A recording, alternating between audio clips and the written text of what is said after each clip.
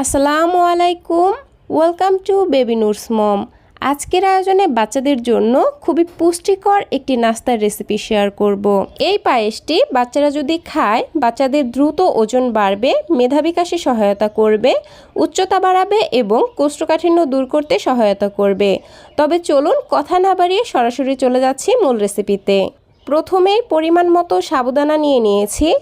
এখন এগুলোকে 2 থেকে 3 বার পানি চেঞ্জ করে খুব ভালোভাবে ধুয়ে নিচ্ছি। ধুয়ে নেওয়া হয়ে গেলে আবার পরিমাণ মতো কিছুটা পানি দিয়ে এগুলোকে ভিজিয়ে রাখবো 10 মিনিটের জন্য। এজন্য একটা সাইডে রেখে দিচ্ছি।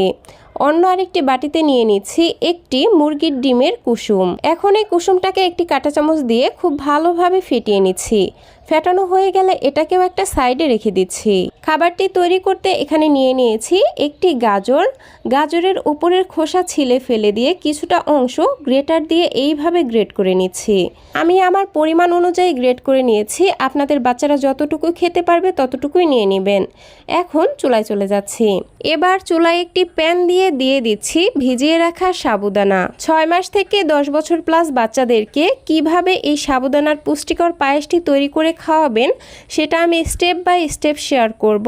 আশা করছি ভিডিওটি কোনো রকম না টেনে মনোযোগ সহকারে শেষ পর্যন্ত দেখবেন। এখন হচ্ছে 6 মাস প্লাস বাচ্চাদেরকে কিভাবে এই পায়েসটি রান্না করে খাওয়াবেন সেই রেসিপিটা দেখাচ্ছি।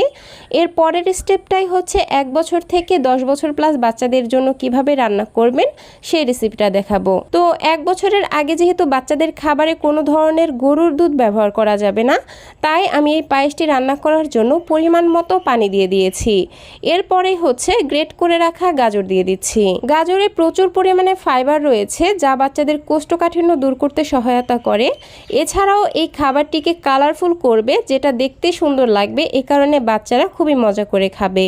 আর পুষ্টিবিদরা বলে থাকেন 1 বছরের আগে বাচ্চাদের খাবারে কোনো ধরনের লবণ এবং চিনি দেয়া যাবে না।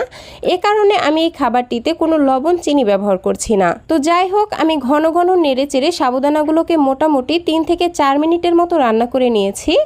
আর দেখতে পাচ্ছেন এই সাবুদানাগুলো কিন্তু পুরোপুরিভাবে সেদ্ধ হয়নি, মাঝখানে একটু দানা অংশ রয়ে গেছে। কিন্তু আমার পানিটা শুকিয়ে গেছে, তাই আমি এখানে আরও কিছুটা পরিমাণে পানি দিয়ে দিচ্ছি। এখন আবারও নেড়ে চেড়ে রান্না করে নেব আরও 3 থেকে 4 মিনিট। তো ফিরে আসলাম বেশ কিছুক্ষণ পর। আর দেখতেই পাচ্ছেন সাবুদানাগুলো খুব ভালোভাবে সেদ্ধ হয়ে এরকম স্বচ্ছ হয়ে এসেছে। এখন আগে থেকে যে ডিমের কুসুমটা ফেটিয়ে রেখেছিলাম সেই ডিমের কুসুমটা অল্প অল্প করে দিয়ে দিব আর এক হাত দিয়ে অনবরত নেড়ে চেড়ে দিব। এই পর্যায়ে নেড়ে দেওয়া বন্ধ করা যাবে না, তা না হলে এই ডিমের বড় বড় দলা পেকে যাবে, যেটা ছোট বাচ্চারা গিলতে পারবে না। এখন মুখ ফাটানো একটি এলাচ দিয়ে দিচ্ছি। এর ফলে ডিমের কাঁচা গন্ধটা চলে যাবে। ডিমের কুসুম দেওয়ার পর আর 1 মিনিটের মতো রান্না করে নিব। এর বেশি রান্না করা যাবে না, তা না হলে ডিমের কুসুমটা শক্ত হয়ে যাবে। তো নামানোর আগে আমি খাবারটির মধ্যে সামান্য একটু ঘি দিয়ে দিচ্ছি। ঘিতে রয়েছে গুড ফ্যাট, যা বাচ্চাদের দ্রুত ওজন বাড়াতে এবং স্মৃতিশক্তি বাড়াতে সহায়তা করে। তো এখন হচ্ছে বাচ্চাকে যে যেমন লিকুইড রেখে খাবার খাওয়ান, খাবারটিকে ঠিক সেই রকম লিকুইড রেখেই চুলা থেকে নামিয়ে ফেলবেন। আর এই তো তৈরি হয়ে গেল বাচ্চাদের জন্য হাই প্রোটিন যুক্ত এবং ক্যালোরি বহুল একটি নাস্তার রেসিপি।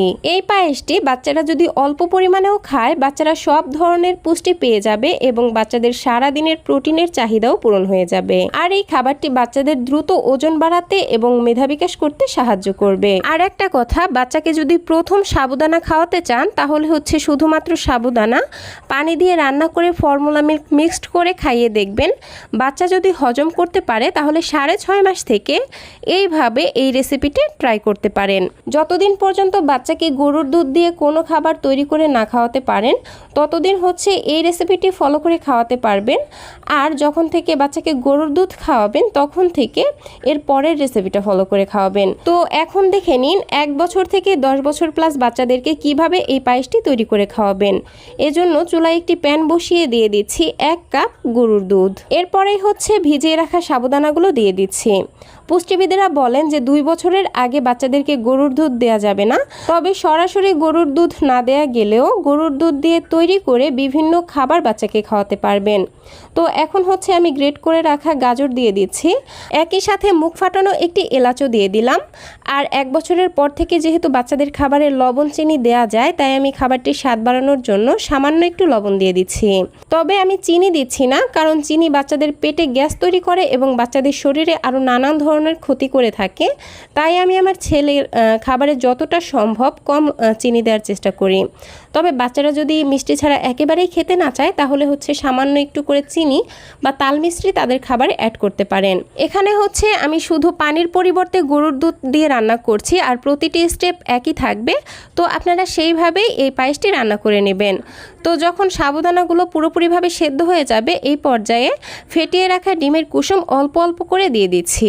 ডিমের কুসুমে হাই প্রোটিন থাকে, যা বাচ্চাদের দ্রুত ওজন বাড়ায় এবং মেধাশক্তি বাড়ায়। তো আমি সম্পূর্ণ ডিমের কুসুমটা দিয়ে নেড়েচেড়ে খুব ভালোভাবে মিশিয়ে নিয়ে আর 1 মিনিটের মতো রান্না করে নিব। নামানোর আগে সামান্য একটু ঘি দিয়ে তারপর নামিয়ে নিব। সাবুদানার এই পায়েসটি বাচ্চারা যদি অল্প পরিমাণেও খায়, সব ধরনের পুষ্টি পেয়ে যাবে আর অল্প খাবারেই ওজন বৃদ্ধি করবে। তো দর্শক, এই ছিল আমার আজকের আয়োজন। আশা করছি আমার আজকের ভিডিওটি আপনাদের কাছে সামান্যতম হলেও ভালো লেগেছে। ভিডিওটি ভালো লেগে থাকলে প্লিজ নিচে থাকা লাইক বাটনে একটি লাইক দিয়ে দিবেন এবং বাচ্চাদের জন্য এরকম আরও নিত্য নতুন সহজ এবং পুষ্টিকর খাবারের রেসিপি পেতে প্লিজ আমার চ্যানেলটিকে সাবস্ক্রাইব করে পাশের ঘন্টাটি বাজিয়ে অলে সেট করে রাখবেন পরবর্তী ভিডিওর নোটিফিকেশন সবার আগে পাওয়ার জন্য। আজকের মতো বিদায় নিচ্ছি। সবাই ভালো থাকবেন, সুস্থ থাকবেন। আল্লাহ হাফেজ। আসসালামু আলাইকুম।